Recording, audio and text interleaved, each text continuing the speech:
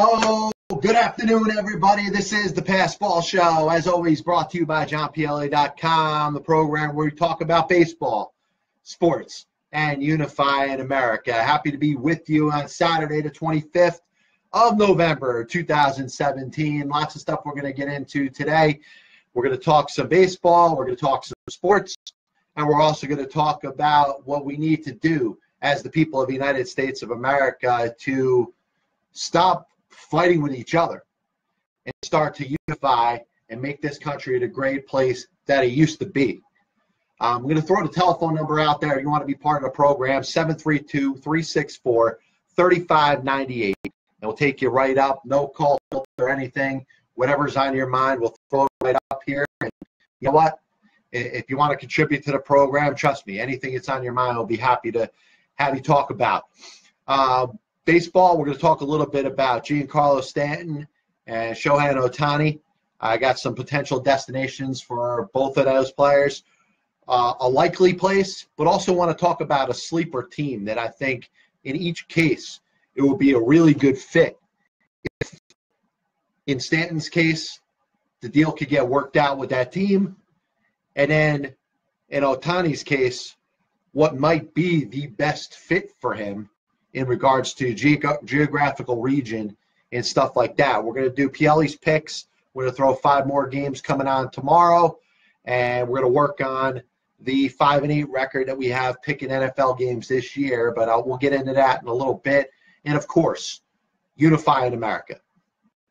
You know, a place that I used to be happy to call home. I used to be happy to talk about how great it was to be an American. And the problem now is that things have changed so much that you're almost embarrassed to be considered a citizen of the United States.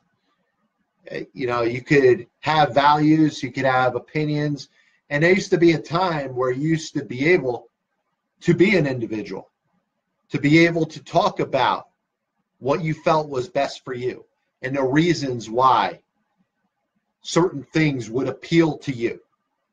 And now you make general statements like that and you're put in a category. You're assumed to be something just because of how you feel. And this country was built on the differences that we all have. And the bottom line is that to be an American means that you are a mixture of just about anything. And you could come from anywhere. You could have any, philosophy. You could have any way that you choose to live your life. You could have any religion. You could be any race or nationality. But now, all you have to do is watch the news and see how the news has spun what partially is what they believe, but they have decided to categorize every single person that used to be what used to make this nation great. The people in North Korea, the people in China and Japan and Germany and Italy and France and England, they're all laughing at us because this is a divided nation, a bunch of people that would rather put their own little spin that they put on things to make everything seem like they're right, and the ignorance that exists throughout this country. And all it's going to do, it's going to lead to our own demise. So when you're sitting there in your little political discussion that you just got done having for Thanksgiving, your little, stand on a soapbox and talk about why you think, your beliefs are so great, dividing half of the people that exist that you're talking to and your audience. Maybe it's time to grow up. And it wasn't that long ago that this place that we live in was not so divided. And you could go out there and blame whoever it is that you want to blame. Drink your Kool-Aid. Join whatever it is cult that you think you're part of. And talk about how your terrorist group is better than the other terrorist group that exists in this country. The United States of America has 2 major terrorist groups, and they're called Republicans and Democrats. And if your well-being and what you stand for and consider yourself about has sold your soul to the devil, to one of these political parties, and that's the way that you act, that's the way you represent yourself, and you turn a blind eye to everybody else that doesn't believe what you believe, you're part of the problem. And I'm going to continue to preach this until the day that I die. And I hope after the day that I die, the videos will continue to exist and people can refer to them and talk about the one voice of reason that existed in its divided states of America that we live in right now. Lots of stuff to get into. Like I said, we'll do Pielli's picks in a little bit. We'll talk about some lines that I kind of invested in. And I think that if I go with these lines, I feel pretty confident we could get the record going back in the direction that it needs to be. I'm going to start out by talking about the Dallas Cowboys. And the Dallas Cowboys are a team that you're watching. If you follow the game on Thanksgiving as they're playing the San Diego Chargers, you're seeing pretty much an avalanche or a barricade just pretty much driving, 100 miles an hour off the road. And a team that at one point had a ton of promise seems to have made a bed and is living in it and sleeping in it right now. And a lot of it obviously has to do with the decision that started out to be to appeal Ezekiel Elliott's suspension. And we could talk about that, how, what was right, whether it made sense for the league and Commissioner Roger Goodell to put out such a definitive penalty for his domestic violence case that existed way before the season started. But you could also talk about the decision, the process, and the way it was handled. Now, to appeal and appeal and appeal, they, whether it was Jerry Jones, whether it was Ezekiel Elliott, whether it was the NFL Players Association, everybody was involved and tried to drag this thing out, knew that the worst case scenario would be a ruling and a definitive suspension that he would have to start serving immediately. And that's what happened. The only thing that doesn't make sense to me is the chance that the suspension, while it's being served, could, number one, be overturned, could, number two, be shortened. But the decision that Ezekiel Elliott and whoever was advising him made to make to kind of drop the appeal and start serving the suspension as it is doing nothing but hurt the Dallas Cowboys. That being said, they're still a professional football team. They still have a ton of talent on that field. And for some reason, they're playing like a second-rate football team right now. So as we talk about sports, we always get into teams. And when we talk about teams that are struggling, we can always talk about who's to blame. Right now, this is a collective effort. You're talking about a quarterback that maybe in his second year hitting a little bit of a wall, a little bit of a sophomore slump. The game changes a lot when you don't have that ideal running back that can change the game by himself. Obviously, the Dallas Cowboys can run Alfred Morris out there as much as they can, but he's not Ezekiel Elliott. That's the first problem that they have to deal with. But there are times like this when you talk about teams that end up losing their star player. Look at Odell Beckham with the Giants. Look at Aaron Rodgers with the Green Bay Packers. Look at Andrew Luck. Look at the Indianapolis Colts without him. Sometimes there's that one legitimate star that you can't play at the same level without. But what happens a lot, number one, it creates opportunity for other players, but also creates opportunity for an entire team. And what you've seen in Indianapolis this entire season, and what you've seen in Green Bay ever since Aaron Rodgers has not been in the lineup and is likely out for the season with his broken collarbone, and what you're starting to see with the Dallas Cowboys is a team that is so centric and so set on one player. And you're talking about a 53-man roster in the NFL. So there should be some better understanding of how a team can have that much talent but crumble with the loss of one player. And sure, if we're talking about the Cowboys, there's a lot of blame to go around. You could blame the quarterback, but what about Dez Bryant? Dez Bryant is one of the top receivers in the entire NFL. He's done little to nothing this entire season. And if you ask Dez Bryant, maybe he goes the all about me route and blames the quarterback. But big play receivers have the ability to change the game by themselves. And you're not seeing that with Dez Bryant. Now, the offense obviously is going to run differently without being able to use Ezekiel Elliott. And the Cowboys still have a very good offensive line. Tyron Smith was back in the game. He played on Thursday. And this was an offense that you watch go up and down the field and go nowhere. And they lost to what you would say on paper is an inferior team with the Los Angeles Chargers. And you saw a team that may be rising in their own right. And if you talk about the way the AFC West is turning out, Kansas City has struggled. Oakland has been horrible all season. Maybe this division is starting to take shape and be a division that the Los Angeles Chargers could win. But the bottom line is the Cowboys gave you a no-show on Thanksgiving, which, by the way, is a game that they have gotten ready to play for years.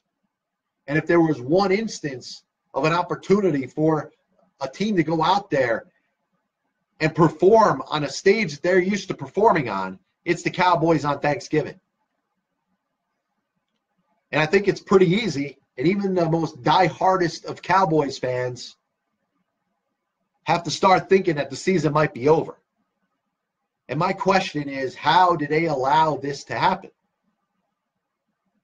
This was a team that built its foundation the right way with a strong offensive line and an elite running back.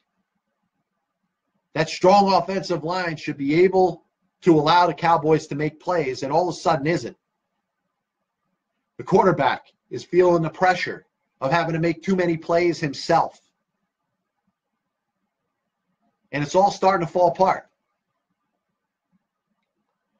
And you look at that division, it's the Eagles to win. They're sitting here at 9-1. And once again, you can't really predict football, especially in the National Football Conference.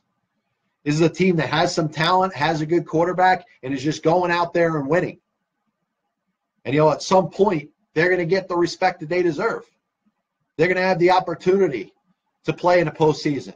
And now the pressure is going to be on them to see if they really are what they've been.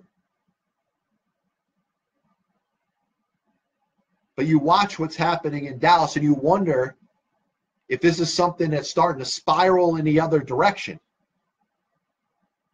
where this is a team that had so much promise and so much expectations coming into the season is starting to realize that is 100% contingent on their running back being in the lineup and playing. And that wasn't the way it was supposed to be.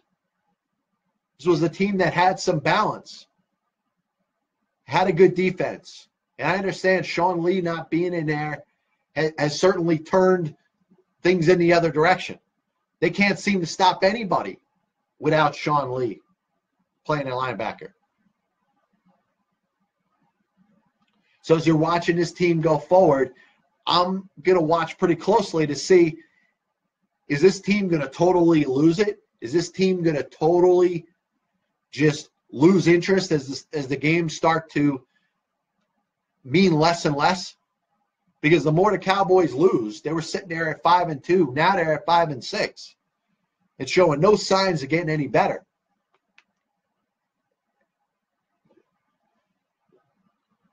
You wonder if this is the end of this Dallas Cowboys team. And it's hard to believe that, because they have a running back that's in his second year, a quarterback that's in their second year, an offensive line that is all relatively young and is amongst the top units in all of the National Football League. You could talk about coaching. It has something to do with it. But when the players on the field aren't playing and they're getting embarrassed week after week, you could certainly compare it to what's gone on with the New York Football Giants this entire season. The easiest thing to do is to blame the coach and to blame the general manager. But at some point, some responsibility has to go down to the players that are on the field. The NFC is shaping up to be pretty exciting in this postseason. Unfortunately, for Giants fans, for Cowboys fans, and for a lot of fans, the Green Bay Packers and fans of other teams that are expecting to have an input in the postseason, you're going to have to watch some other football. And there's been a lot of good football played. Look at what the New Orleans Saints are doing. Look at what the Eagles are doing. Look at what the Los Angeles Rams are doing. And maybe these quote-unquote popular teams where you got diehard fans of that don't think football exists without them, maybe they can watch some film on the Eagles and the Saints and the Los Angeles Rams and see what football looks like being played right. And once again, we'll get into it in a little bit. We'll do Pielli's picks, talk about the 5 games that I picked this year. Moving on, we're going to talk a little baseball now. And, got to be honest, the Passball Show has always been about baseball, but I made a point in these last 4 weeks to cover other sports, but also get into one of the things that is most important to me, and that's unifying America. And I've spent a lot of time talking about different things going on in the world of sports, but, just as important, what we have to do as citizens of this country to stand up against the bull crap that's going on and get away from this stupid political partisanness that we've signed up for, these cults that make everybody else that don't believe what we believe wrong and everything that we say right. And just keep an open mind. And I've spent so much time talking about that because, damn it, it's something that's important. And it's something that doesn't get spoken about on the news. All you do, you choose your news. You choose the stories that you want to hear or the political garbage that you want to go rah-rah about. We should be talking about the people. And a unified people is a stronger people than the shit that we got to deal with day in and day out with our regular newscast. You got CNN and MSNBC that are gone so far to the left. And you got Fox that's trying to make up for it by going so far to the right. And the stupid people are the citizens of the country that are being played like a pawn and are taking their couple of little issues that may lean them to one side, and they're jumping right in. They're getting sucked right in.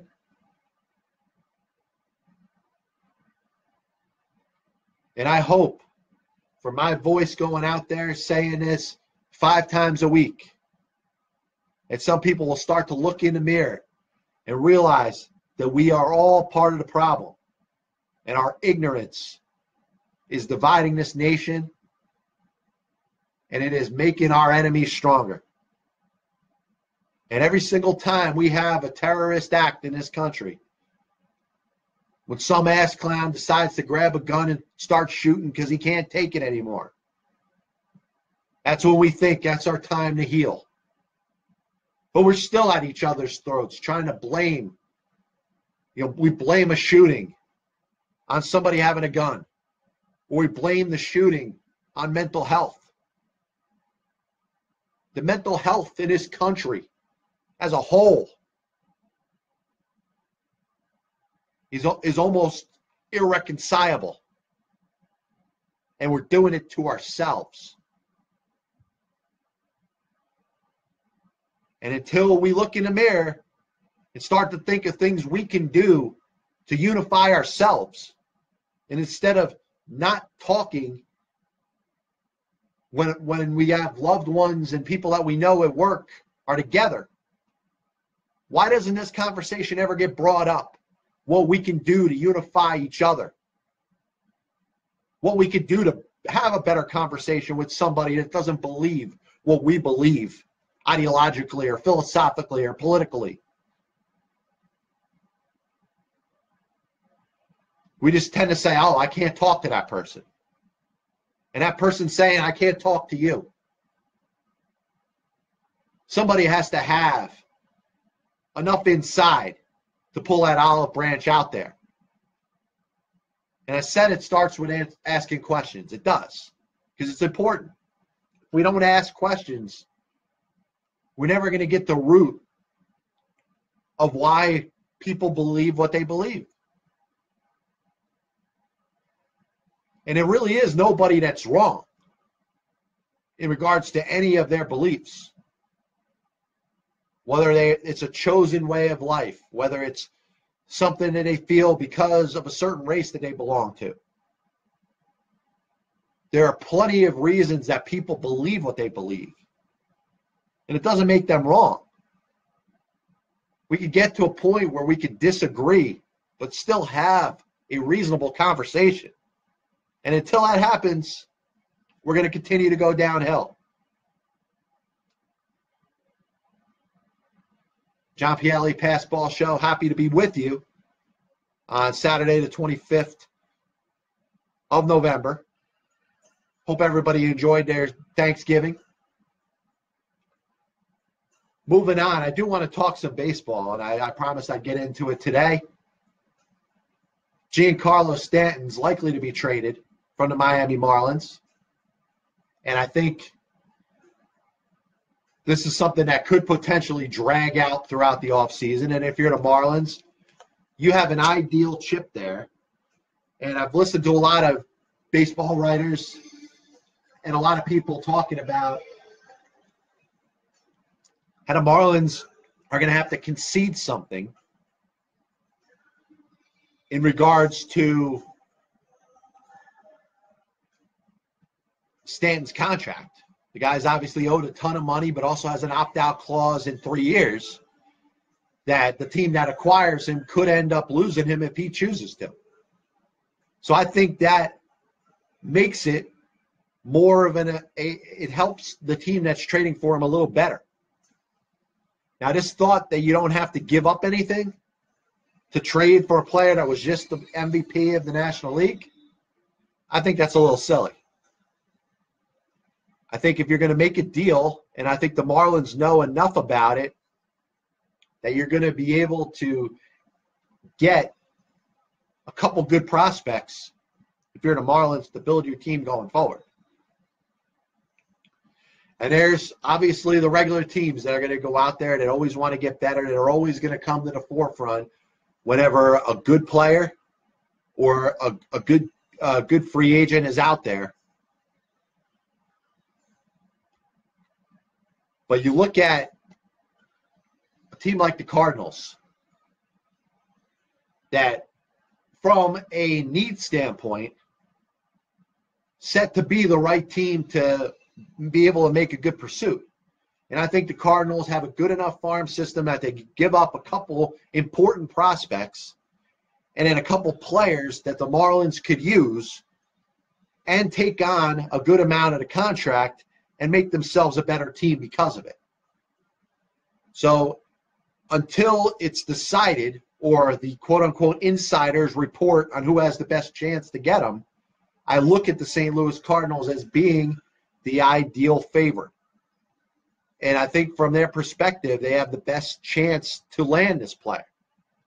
But another team that I want to talk about that hasn't been discussed, I haven't heard this on MLB Network, I haven't seen it or on any other sports show,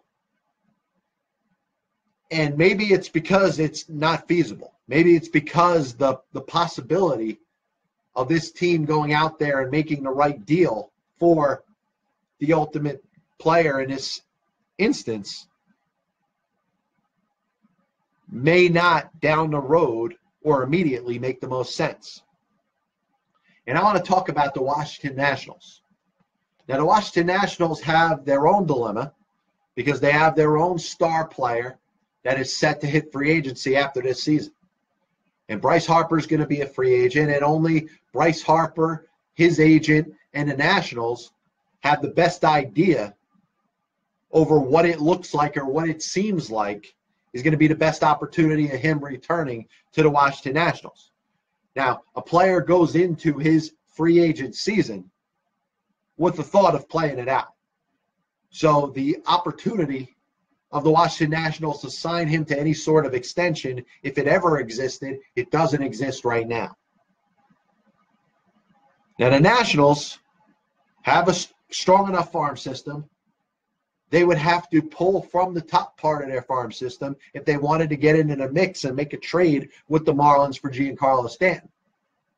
But if they do, their chances of winning the World Series in 2018 goes through the roof. And from that standpoint, I don't see why the Washington Nationals wouldn't jump in and do everything they can to acquire Giancarlo Stanton. Think about an outfield with Stanton and Harper in it.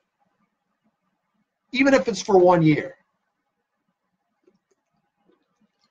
You can continue to have your negotiations with Bryce Harper, but you can also do it with your best chance of winning the World Series right now.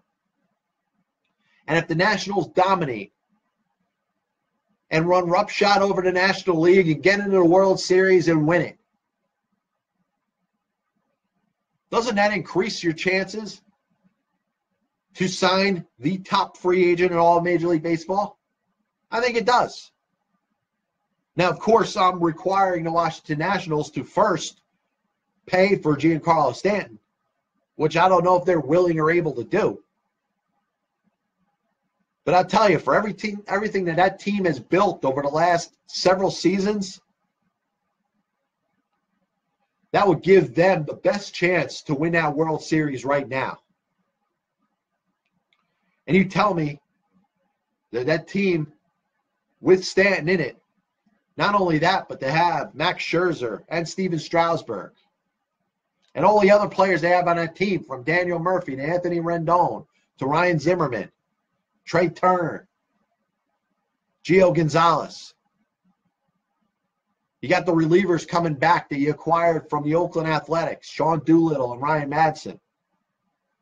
This is a team that's strong, but all of a sudden jumps into a league of its own if you bring in the National League MVP. So from a makes the most sense standpoint, the Nationals will be best suited to trade for Giancarlo Stanton. And you know what? If Bryce Harper can find a $500 million contract as a free agent in the offseason, good for him. You still have Stanton next year at a much cheaper rate. When Harper's making $40 million in 2019, Stanton's making $25 million or $26 million. It's a very good business decision. And if I'm the Lerner family and I'm Mike Rizzo, I'm opening my mind to this possibility. The first possibility is the one that should get everybody in that room excited. Adding one of the best players in all of baseball to my lineup. Tripling and quadrupling and timesing by 10 and 20 and 100. The chances that you have to win the World Series this year, which, by the way, has been something that they've been trying to do for years.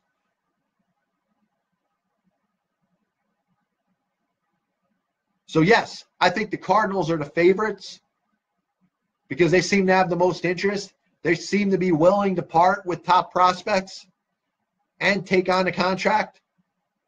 But I tell you, a sleeper team that could jump in and all of a sudden increase their chances of winning a World Series this year will be the Washington Nationals.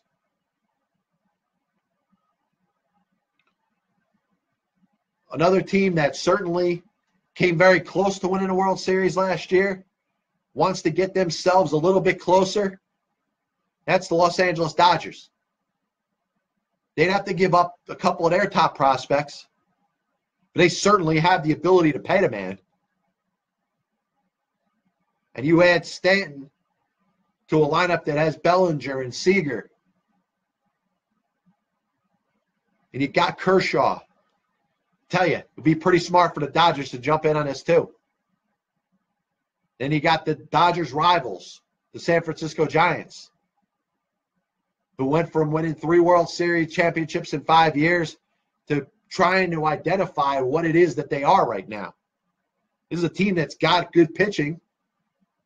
They still have Bumgarner, who obviously was hurt last year. And when we spoke about earlier about Ezekiel Elliott and the Cowboys, Odell Beckham and the Giants, Andrew Luck in the Indianapolis Colts, Aaron Rodgers and the Green Bay Packers, the San Francisco Giants took a dump and a half when Madison Bumgarner got hurt in his quad accident last year.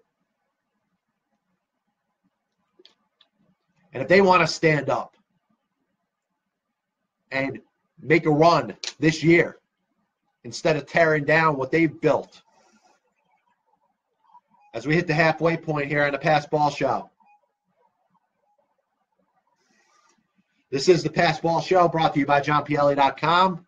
Happy to be with you on Saturday the 25th of November, talking baseball, sports, and unifying America. Once again, the number, if you want to be part of the show, 732-364-3598. That's 732-364-3598. And, of course, you also got the Boston Red Sox, who saw a big decline last year in their offensive production. And you don't have to be a rocket scientist to realize they're still looking to replace Big Papi's bat. David Ortiz retiring made a big difference in that lineup. A team that still won the American League East, but bowed down pretty quickly in the postseason. They need some offense. And the one thing that's got to stop in baseball, these teams that want to win used to have the ability to spend. Now they're getting so concerned about this luxury tax. And they're selling themselves a little bit short. You're looking at the Boston Red Sox, a team that is very good, very balanced, very talented, has strength in their lineup, has strength in their starting rotation, has strength in their bullpen, has depth. But is that one piece away from being in a class of their own? So I'm talking about 5 teams now that would all put themselves in a much better position to win right now if they traded for Giancarlo Stanton. And if I'm the Miami Marlins, I'm on the phone with each one of these teams. And I'm trying to figure out what team is willing to offer me the most. Because in the end, this is not going to be a salary dump. For all those baseball experts that continue to talk about how big of a deal Giancarlo Stanton's contract is, I just gave you 5 teams. 4 of them are begging to win and are begging to re-identify with their fan base. The Cardinals, who have had a history of winning ever since Tony La Russa became their manager, and on through Mike Matheny. They've had winning seasons. For the most part, they've been in the postseason. But they're that one player short. Stanton makes them the best team in that division. By himself, he makes them better than the Cubs. And I'll tell you, if anybody has a chance to make one legitimate run this year and make it all about 2018, the Washington Nationals should see what it would take to get Stanton. To have him and Harper for one season, it would give them the best opportunity to win right now. And you know what? It would take a ton of pressure off of them if Bryce Harper decides to pursue a $500 million contract, which, by the way, I still don't see that team that's going to fork over that much money. He's going to get paid. Manny Machado is going to get paid. But if we finally hit the point where these compounding contracts that seem to get bigger and bigger every single time a star becomes a free agent, it might start to level out. And I'll tell you, what happens if Bryce Harper and Manny Machado hit free agency this year and they're turning down $200 million contracts, but then they realize that nobody's willing to offer them anything more? All of a sudden it becomes a choice to them again. Do they want to stay at home? Do they want to pick a place to play where they've always wanted to play? All of a sudden the playing field gets leveled. And talking about the playing field getting leveled, you're legitimately talking about 30 teams that can all reasonably have an opportunity to sign Shohei Ohtani. You know, the star pitcher from Japan that could also hit. He could play a little first base. He could play a little outfield. So those of whom are going out there ruling out National League teams, in the end, a lot of this is going to have to do with where Shohei Ohtani wants to play. And I still think the team that has the best chance of signing him is the New York Yankees. This is something that's not going to hurt them in their pursuit of staying under the luxury tax threshold. And you could look at a Masahiro Tanaka, who still pitches for the Yankees, a Hideki Matsui, who still works for the Yankees.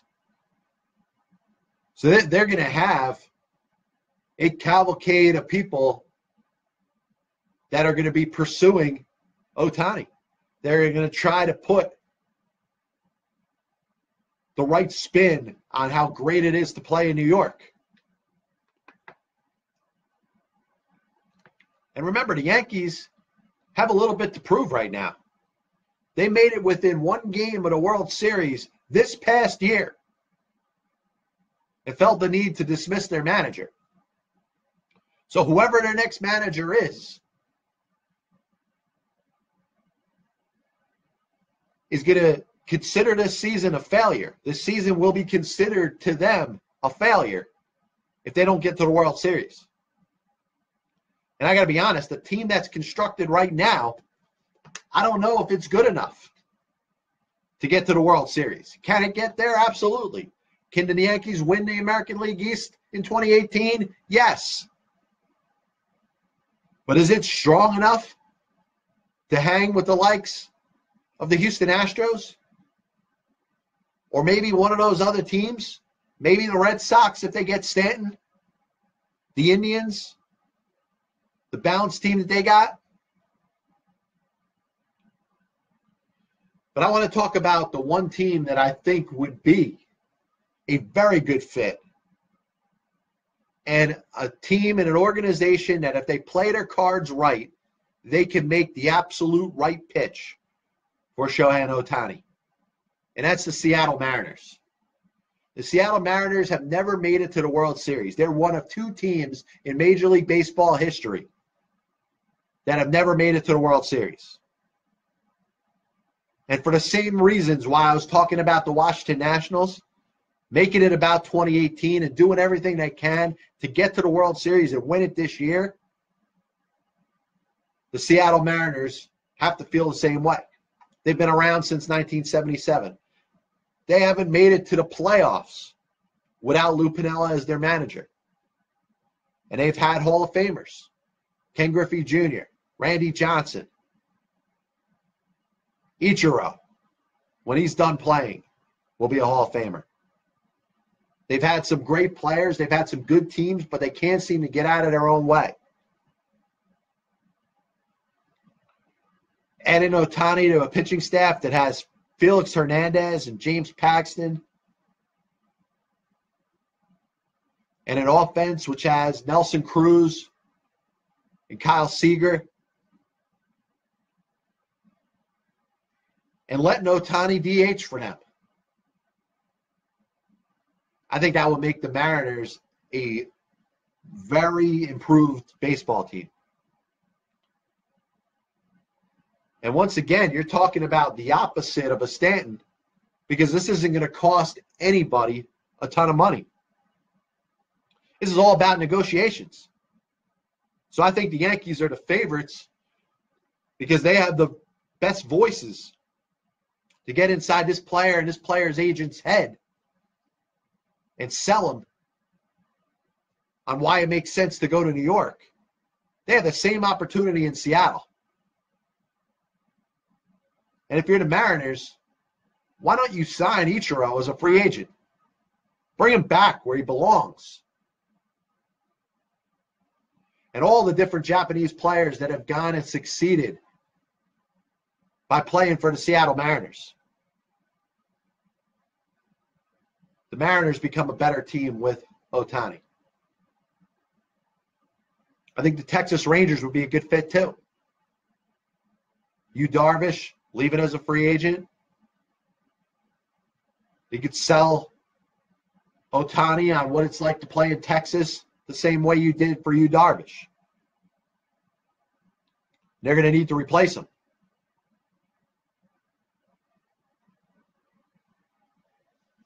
You always throw the Dodgers in the mix. Players come from Japan, and they think of two things. They think of the New York Yankees, and they think of the Los Angeles Dodgers. You're talking about two franchises that are worldwide that everybody knows about. And people that know these people will identify with them as a Yankee or a Dodger.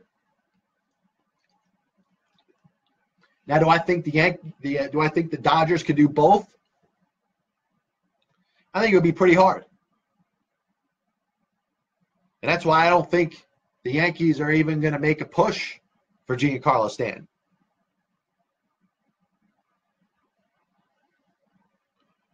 But then you've got another team that I think is pretty interesting too. A team that has a star player becoming a free agent at the end of this year and will probably look a little different after 2018. And that's the Baltimore Orioles. And the Baltimore Orioles have had one thing that has carried them down over the series of years, and that's been their pitching. And I don't know what their connection to Ohtani could be. They're going to have to do a better job than any other team in negotiating with him and making him feel comfortable.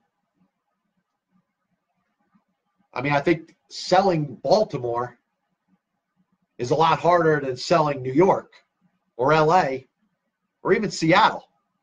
Like I said, selling Seattle to a Japanese player is like selling any player to the Yankees. It's feasible. It can be done. Now, I don't know what the Orioles have to do, but I tell you, it'd be very wise for them to get involved. But not only that, there's 25 other teams. And no matter what team that you root for, Ohtani coming to your city makes some sense. Once again, this is John Pielli, Pass Ball Show. We're moving in to Pielli's picks. Pielli's picks as we sit right now at 5-8, picking football games 7-11. And we're talking about the Cy Young Award winners and the managers in Major League Baseball. We're sitting here at 7-11. And I picked 5 games. Went 1-2 on the Thanksgiving games. I did have the Chargers against the Cowboys, lost on the other 2. So as we're moving forward, Here they are. Pielli's picks for Sunday, the 26th of November.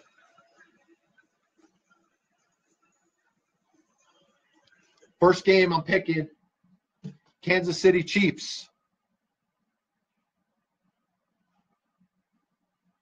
10-point favorites at home against the Buffalo Bills. The Chiefs are struggling. Their performance last week against the New York Giants was baffling. Still being 10-point favorites against a Buffalo team that has its own issues. But the Bills are starting Tyrod Taylor. And I think the team's going to unify with Taylor as their quarterback. So I'm taking the Bills plus 10 against the Kansas City Chiefs. Game 1. Game 2. Probably the most interesting game of the week. You have the Los Angeles Rams at home against the New Orleans Saints. Could be a potential NFC championship matchup. And I'm taking the Rams at home, -2 against the Saints. Game number 3. I don't like to take big spreads, but I feel like I got something here. The Atlanta Falcons playing better football. The Tampa Bay Buccaneers may not have Jameis Winston. It looks like he's not going to play again. And I mentioned about teams that don't seem to be the same without their star player. The Buccaneers were struggling with Winston, are much worse without him. So I'm taking the Atlanta Falcons -10 against the Buccaneers. The next 2 games I'm going to take as upsets. And I'm going to go local here. And I'm going to talk about one of those games that you say, why are you picking this game this way? And it's just one of those where you just say, because. It's a hunch. And maybe for no other reason that it just doesn't make any sense. The Carolina Panthers are a good football team. I think they got a very good chance of making it to the playoffs. And if they get in as a wild card, I think they could win a game or 2 on the road. Cam Newton is that star quarterback that you need if you're going to win playoff games. The New York Jets are a team that has overachieved this year. A team that's sitting there at 4-6. A team that the fans and the New York media think it's just time to lay down. Keep losing games so you can get that top quarterback next year. Problem is, it's a team that's showing some fight. And I think this team could win this game outright. I really do. But getting 5.5 points is making it an easier game for me to take. And I can see this game going either way, a field goal here, a field goal there. But I could see the Jets winning this game and New York City, the media, and the Jets fan base trying to figure out what to do with it. The Jets getting 5.5 against Carolina. And then the final game I'm going to pick. If you think that me taking the Jets may blow your mind. Cincinnati Bengals are at home, favored by 7.5 against the Cleveland Browns. And everybody thinks that the Cleveland Browns are going to go 0-16. And they might. What brings out the best in any team is a strong division rival. And the Browns have always played the Bengals tough. The Browns haven't been very good since they got the expansion team haven't been good since they were the old Cleveland Browns and Bernie Kosar was their quarterback. I don't think this is a team that's going anywhere this year, but I could see them getting off to a good start. And all of a sudden, the Cincinnati Bengals are pressing. The Bengals, to me, have been a team that should have put it together a couple of years ago, and they haven't. This is a team probably playing out its string of games.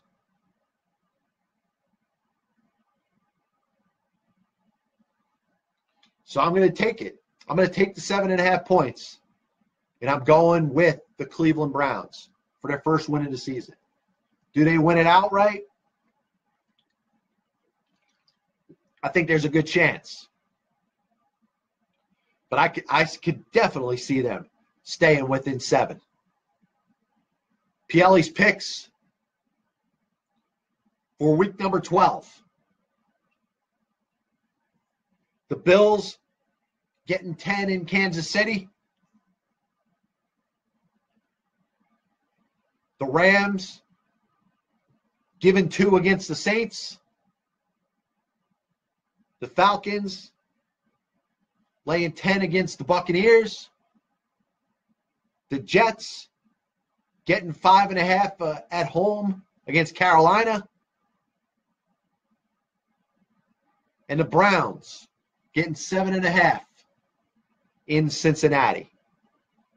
That's Pielli's picks. Once again, John Pielli, happy to be with you. The Pass Ball Show, brought to you as always by johnpielli.com. Hopefully we'll get this video up on YouTube if you want to listen to it, watch it over again. You can hear my discussion about Giancarlo Stanton. 5 teams I mentioned that, in my eyes, are the best fits for Stanton. Shohei Ohtani, who, like I said, 30 teams should all be thinking about what my best pitch should be to try to get this pitcher from Japan. 5 teams should be legitimate players for Ohtani. And once again, I'll send my message that I send out there every single day, and I will continue to do it on this program until the day that I die. The United States of America is the greatest nation that exists amongst any country that we have. Has built itself into a powerhouse, but has built itself into what it is by its own diversity. And the fact that anybody can be an American.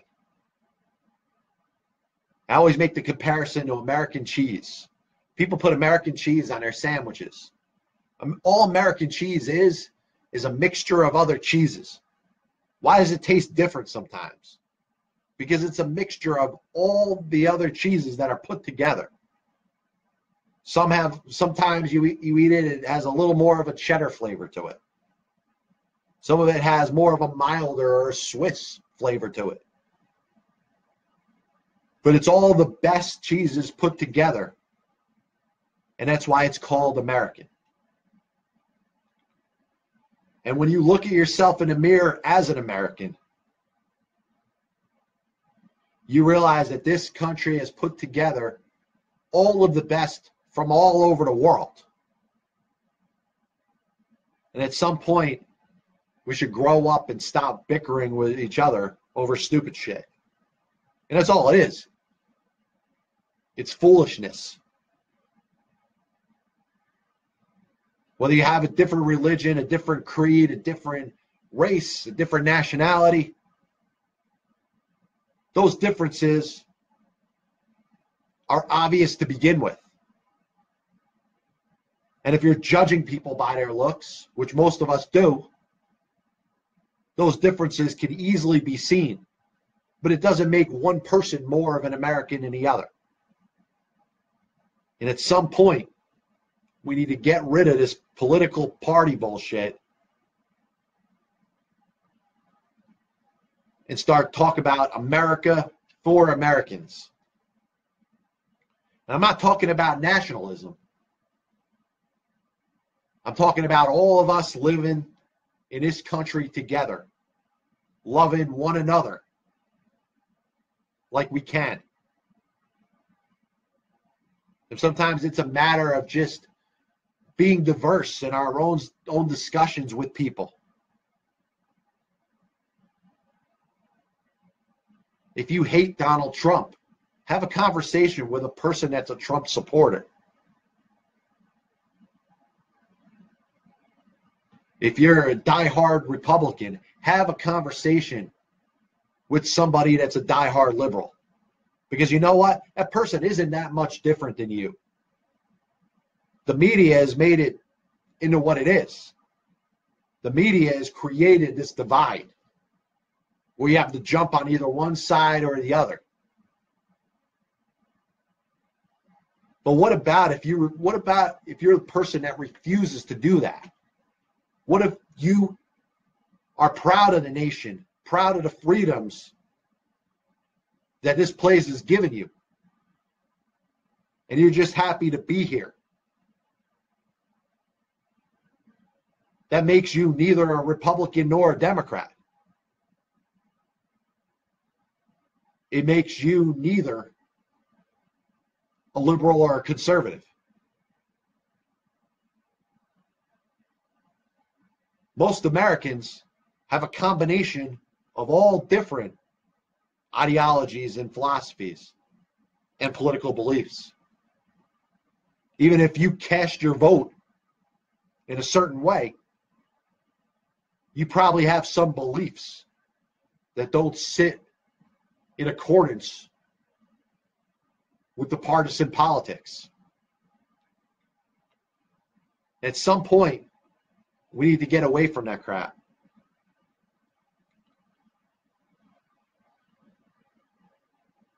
Stop watching your news on CNN and Fox and MSNBC. Start your own news where you talk about how you're unifying with the people that are around you. Make that become such a story that these stupid news outlets won't even know how to report it.